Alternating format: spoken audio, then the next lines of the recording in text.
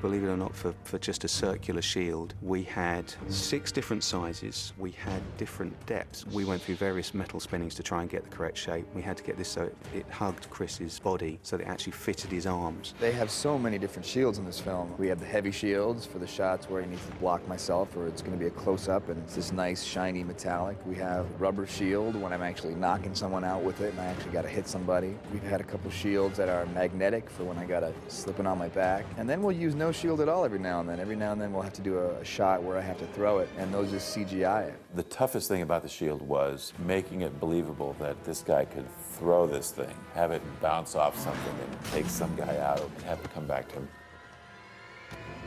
We tried some practical stuff where he's throwing a rubber shield. Nothing worked until we handed it over to Chris Evans, basically, until we said, okay, you've got this shield that's this wide and it weighs this much. What would you do? How would you throw it? And he came up with some really interesting ways of doing it.